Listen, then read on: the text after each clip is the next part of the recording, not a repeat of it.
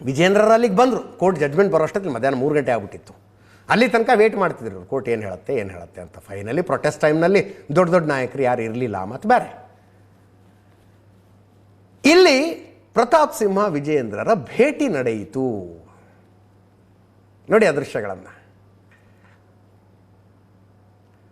Y is it so important? ಯಾಕೆ ಇದನ್ನಷ್ಟು ಒತ್ತಿ ಹೇಳ್ತಾ ಇದ್ದೀವಿ? ಪ್ರತಾಪ್ ಸಿಂಹ ಭಿನ್ನರ ಬಣದಲ್ಲಿ ಗುರುತಿಸಿಕೊಂಡಿರುವ ನಾಯಕ. ಮೊನ್ನೆ 20ನೇ ತಾರೀಕು ಕುಮಾರ್ ಬಂಗಾರಪ್ಪ ಅವರ ಮನೆಯಲ್ಲಿ ಮೀಟಿಂಗ್ ಆದಾಗ ಪ್ರತಾಪ್ ಸಿಂಹ, ಯತ್ನಾಳು, ರಮೇಶ್ ಜಾರಕಿಹೊಳಿ, BP ಹರೀಶು ಎಲ್ಲರೂ ಇದ್ದರು. ಆ ಸಭೆನೇ ವಿಜೇಂದ್ರರ ವಿರುದ್ಧದ ಸಭೆ. ವಿಜೇಂದ್ರ ವಿರುದ್ಧದ ಸಭೆ ಅದು. ಹಾಗೆ ಆದರೆ ಪ್ರತಾಪ್ ಸಿಂಹ ಅವರು ಮಾತಾಡುವಾಗ ಬಹಳ ಅಳದು ತುಗಿ ಮಾತಾಡ್ತಾರೆ. ಪ್ರತಾಪ್ ಸಿಂಹಗಿರೋದು ಮನಸ್ಸಿನಲ್ಲಿ ಕೊಸರು ಒಂದೇ, ನನ್ನ MP ಟಿಕೆಟ್ ಯಾಕೆ ತಪ್ಪಿಸಿದವರು ಯಾರು, ಅಷ್ಟೇ ಅವ್ರ ಮನಸ್ಸಿನಲ್ಲಿರೋದು. ಉಳಿದಿದ್ದೇನೂ ಮಾತಾಡೋಕ್ಕೆ ಹೋಗೋದಿಲ್ಲ ಅವರು. ಮೈಸೂರು ಕೊಡಗು ಸಂಸದನಾಗಿ 2 ಟರ್ಮು ಚೆನ್ನಾಗಿ ಕೆಲಸ ಮಾಡ್ಕೊಂಡಿದ್ದ ನನ್ನ ಟಿಕೆಟನ್ನು ಯಾರು ತಪ್ಪಿಸಿದ್ರು ಮತ್ತು ಅದಕ್ಕೆ ಕಾರಣ ಏನು ಹೇಳ್ರಿ, ನನಗೆ ಯಾಕೆ ಇಂಥ ಕಾರಣಕ್ಕೆ ತಪ್ಪಿಸಿದ್ವಪ್ಪ ಅಂತ ಹೇಳ್ರಿ ಅಂತಾರೆ ಅವರು. ಹೀಗೆ ವಿಜೇಂದ್ರರ ವಿರುದ್ಧ ನಡೆದ ಸಭೆಗಳಲ್ಲಿ ಗುರುತಿಸಿಕೊಂಡು, ಹಂಗೇನು ಯತ್ನಾಳರಿಗೆ ಕಂಪೇರ್ ಮಾಡಿದರೆ ಪ್ರತಾಪ್ ಸಿಂಹ ಅವ್ರ ಹೇಳಿಕೆ ಏನೂ ಇಲ್ಲ, ಏನೇನೂ ಹೇಳಿಕೆ ಕೊಟ್ಟಿಲ್ಲ ಅವರು. ವಿಜೇಂದ್ರರ ವಿರುದ್ಧ ಆಗಲಿ, ಕುಟುಂಬ ರಾಜಕಾರಣ ಅಂತಾಗಲಿ, ಭ್ರಷ್ಟ ಏನಂದ್ರೆ ಏನೂ ಹೇಳಿಕೆ ಕೊಟ್ಟಿಲ್ಲ ಅವರು. ಆ ಬಣದಲ್ಲಿದ್ದಾರೆ ಅಷ್ಟೇ.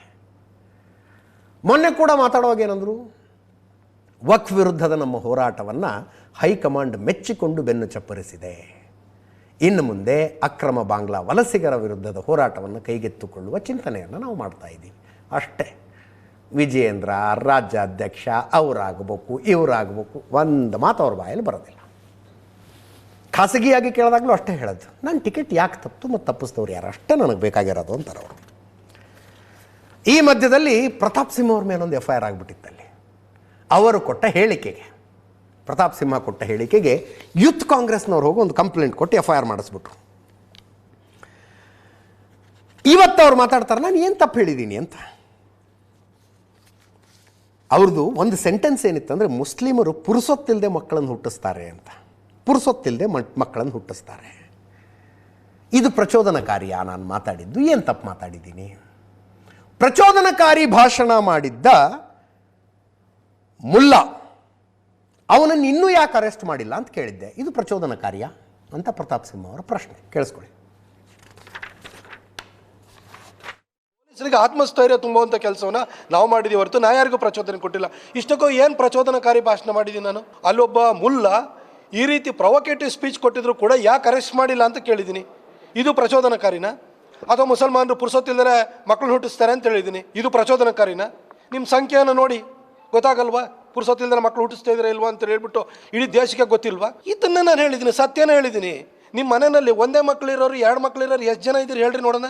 ನಿಮ್ಮ ಸಮಾಜದಲ್ಲಿರುವಂತಹ ಸೆಲೆಬ್ರಿಟೀಸನ್ನ ತಗೊಳ್ಳಿ. ಶಾರುಖ್ ಖಾನಿಗೂ 3 ಮಕ್ಕಳಿದ್ದಾವೆ, ಸೈಫ್ ಅಲಿ ಖಾನಿಗೆ 4 ಮಕ್ಕಳಿದ್ದಾವೆ. ನಿಮ್ಮ ಸೆಲೆಬ್ರಿಟೀಸೇ ಕಂಟ್ರೋಲ್ ಇಲ್ಲದೆ ಮಕ್ಕಳು ಹುಟ್ಟಿಸ್ತಾರೆ. ಇನ್ನು ನಿಮ್ಮ ಬಗ್ಗೆ ಅದನ್ನೇ ಹೇಳಿದೆ, ಜನೋತ್ಪಾದನೆಯಲ್ಲಿ ತೊಡಗಿದಿರಿ ನೀವು. ಆಯಿತು, ನಿಮಗೆಲ್ಲ ದೇವ್ರು ಕೊಟ್ಟ ದೇವರೇ ನೋಡ್ಕೊಳ್ಳಿ. ಹಂಗಾದ್ರೆ ಸರ್ಕಾರ ಯಾಕೆ ನೋಡ್ಕೊಳ್ಬೇಕು? ಸರ್ಕಾರ ಯಾಕೆ ನಿಮಗೆ ಪುಕ್ಕಟೆ ಕೊಡಬೇಕು? ಟ್ಯಾಕ್ಸ್ ಪೇಯರ್ಸು ಹಿಂದೂಗಳು, ಮೆಜಾರಿಟಿ ಟ್ಯಾಕ್ಸ್ ಪೇಯರ್ಸು ಹಿಂದೂಗಳಿದ್ದಾರೆ. ನಿಮಗೆ ಸೌಲಭ್ಯ ಎಲ್ಲ ನಿಮಗೆ ಸಿಗ್ತಾ ಇದೆ. ಈ ರೀತಿ ಸಂಖ್ಯಾಬಲನ ಜಾಸ್ತಿ ಮಾಡಿ ಎಲ್ಲ ಕಡೆ ನೀವು ತೊಂದರೆನ ಸೃಷ್ಟಿ ಮಾಡ್ತಿದ್ದೀರಿ. ಈ ಸುಳ್ಳು ಅನ್ನೋದ್ರೆ ಹೇಳ್ಬಿಡಿ ನೋಡೋಣ. ಇದೇ ಬಾಂಗ್ಲಾದೇಶ ಮತ್ತು ಪಾಕಿಸ್ತಾನ ಪ್ರತ್ಯೇಕವಾದಂತಹ ಸಂದರ್ಭದಲ್ಲಿ ಬಾಂಗ್ಲಾದೇಶದಲ್ಲಿ 24% ಹಿಂದೂಗಳಿದ್ರು, ಇವತ್ತು ಲೆಸ್ ದೆನ್ 5% ಇದ್ದಾರೆ. ಪಾಕಿಸ್ತಾನದಲ್ಲೂ ಕೂಡ 15% ಹಿಂದೂಗಳಿದ್ರು, ಇವತ್ತು ಲೆಸ್ ದೆನ್ 1% ಇದ್ದಾರೆ. ಇಲ್ಲಿ ಮಾತ್ರ ನಿಮ್ಮ ಭಾರತದಲ್ಲಿ ಇದ್ದಂಥ ನೀವು ಮುಸಲ್ಮಾನರ ಸಂಖ್ಯೆ ಎಷ್ಟು ಪ್ರಮಾಣ ಜಾಸ್ತಿ ಆಗಿದೆ. ಪೊಲೀಸರು ಒಂದು FIR ಹಾಕ್ತಾರೆ. ಇದು FIR ಹಾಕಿದ್ದಾರೆ, ಚಾರ್ಜ್ ಶೀಟ್ ಹಾಕ್ತಾರೆ. ತನಿಖೆ ಲೋಕಾಯುಕ್ತ ಪೊಲೀಸರು ಮಾಡ್ತಿಲ್ಲ ಬಿ ರಿಪೋರ್ಟ್ ಹಾಕೋದಕ್ಕೆ. ಈ ಸಿದ್ದರಾಮಯ್ಯನವ್ರ ಮೇಲಿನ ಕೇಸು ಅಲ್ಲ, ಬಿ ರಿಪೋರ್ಟ್ ಹಾಕೋದಕ್ಕೆ ಒಂದು ಈ ಚಾರ್ಜ್ ಶೀಟ್ ಆಗುತ್ತೆ. ಮುಂದೆ ಕೋರ್ಟ್ನಲ್ಲಿ ನೋಡ್ಕೋತಾರೆ. ಅದಕ್ಕಿಂತ ಮುಂಚೆನೂ ಅವಕಾಶಗಳು ಪ್ರತಾಪ್ ಸಿಂಹ ಅವ್ರಿಗೆ ಇರುತ್ತೆ FIR ಕ್ವಾಶ್ ಮಾಡಿ ಅಂತ ಕೋರ್ಟ್ಗೆ ಹೋಗೋದಕ್ಕೆ. ಅಂತಿಮವಾಗಿ ನ್ಯಾಯಾಲಯದ ಪರಿಗಣನೆಗೆ ಬಿಟ್ಟಂಥದ್ದು.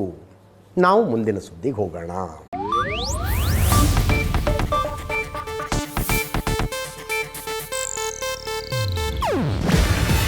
ಇದು ಏಷ್ಯಾನೆಟ್ ನ್ಯೂಸ್ ನೆಟ್ವರ್ಕ್ ಪ್ರಸ್ತುತಿ. ನೀವು ನೋಡ್ತಿದ್ದೀರಾ ಏಷ್ಯಾನೆಟ್ ಸುವರ್ಣ ನ್ಯೂಸ್.